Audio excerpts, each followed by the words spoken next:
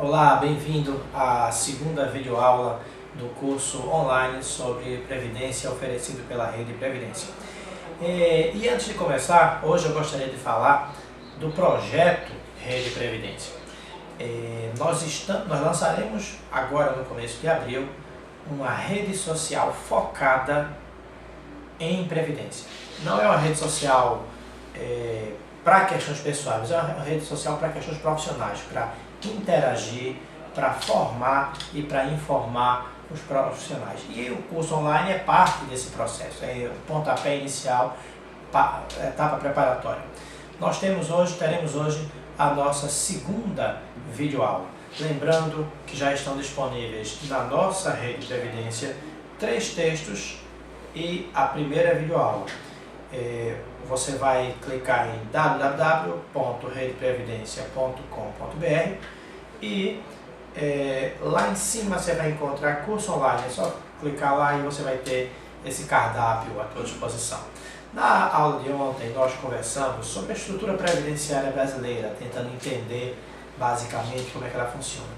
Hoje eu vou tentar fazer uma comparação entre entidades, entre Previdência Social e Previdência Complementar, bem como vou falar sobre os benefícios do regime geral e dos regimes próprios.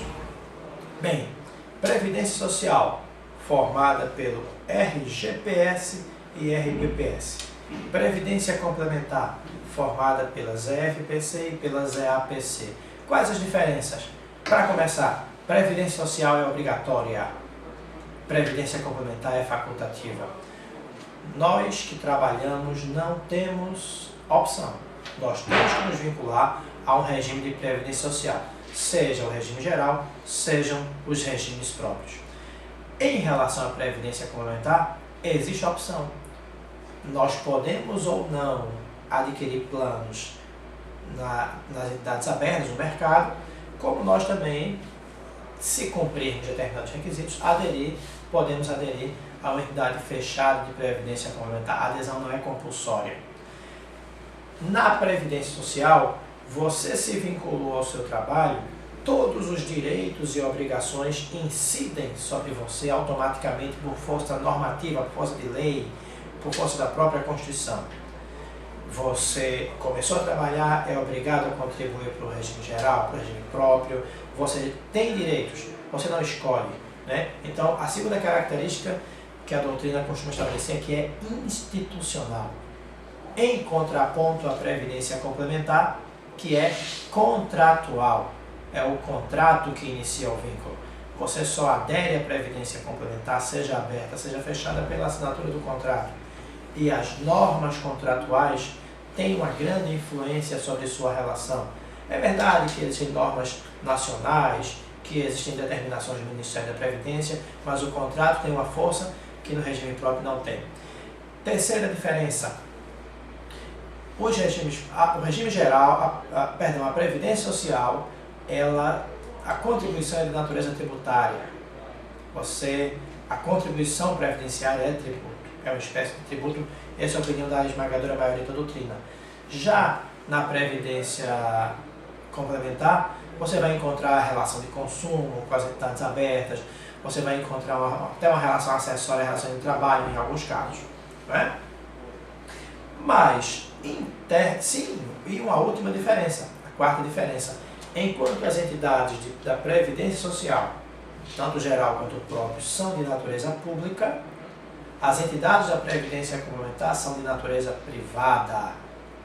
Agora vamos explorar as diferenças internas.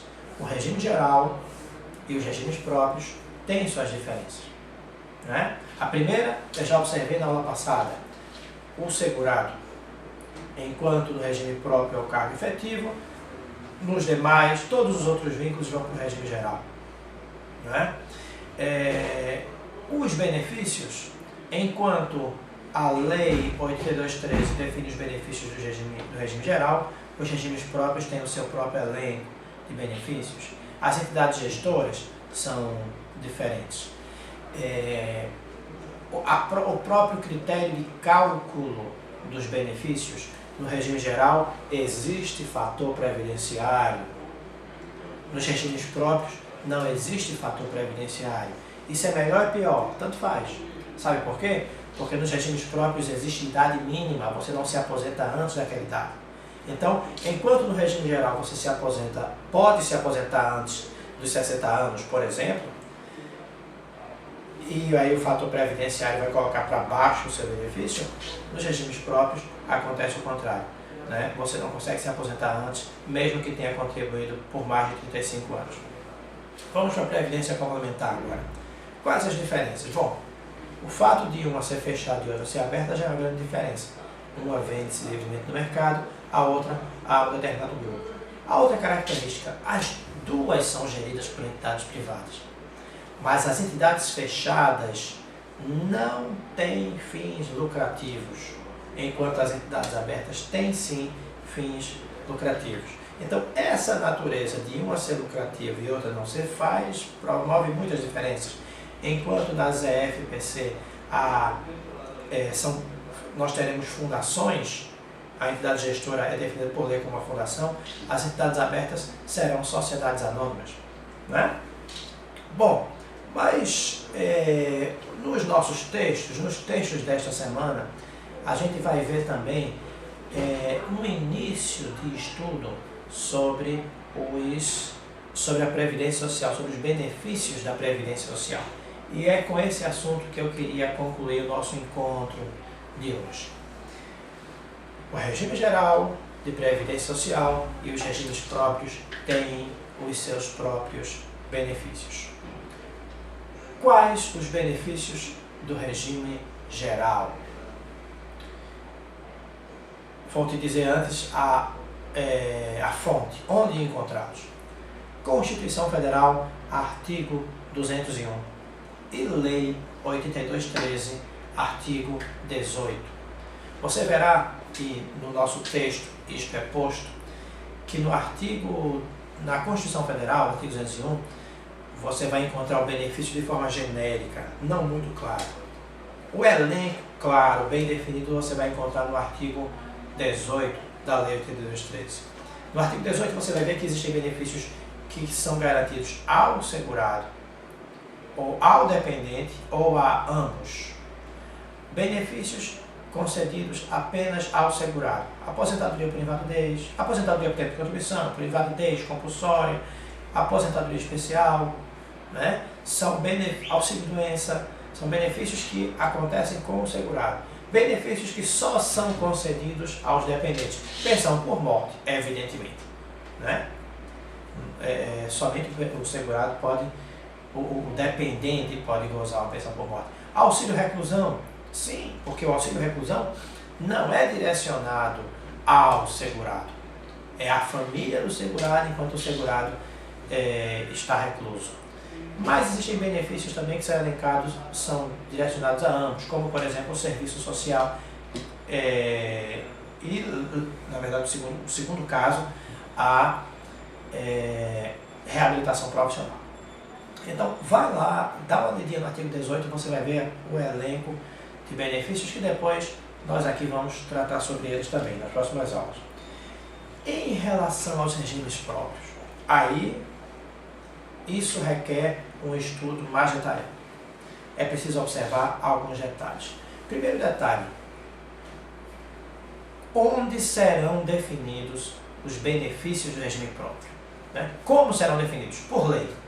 Lei de quem? Do ente federado, evidentemente. Né? Se a União, se os estados, Distrito Federal e municípios, cada um cria o seu RPPS, tem que ser por lei. E nessa lei, ela vai elencar os benefícios do seu RPPS, o seu respectivo RPPS. Mas elas têm ampla liberdade, ampla discricionariedade, ampla autonomia? Não. Nós teremos parâmetros mínimos e parâmetros máximos. No mínimo, ele tem que garantir as aposentadorias e pensões. Motivo, artigo 40 da Constituição Federal. Se você ler o artigo 40, você não vai encontrar lá em nenhum momento a União, o RPPS tem que garantir aposentadorias e pensões. Não. Mas se você analisar bem, você vê que é assegurado ao servidor efetivo regime E aí, no elenco, você vai ter regra de aposentadoria e regra de pensão. Então, implicitamente, o RPPS deve garantir, no mínimo, aposentadoria ou pensão. Essa é uma dica importante tanto para o consultor quanto para o profissional da Previdência que vai montar a lei do RPPS. E no máximo, se no mínimo é aposentadoria e pensão, o máximo, o que será? O máximo são os benefícios do RGPS. Ou seja, o regime geral, ele serve como parâmetro, como espelho. Eu tenho que garantir no mínimo aposentadorias e pensões, mas eu posso garantir até esses outros benefícios. Quais são os benefícios que estão no regime geral e que não são obrigatórios, mas que podem ser concedidos? Serviço social, reabilitação profissional, auxílio doença, auxílio reclusão, né? São benefícios que o RPPS pode instituir ou não. Nesse caso, o fundamento legal para, como você vai ver no nosso texto, benefícios máximos são a Lei 9717, artigo 5º, combinado com a Lei 8213, artigo 18. Bom, por hoje é só.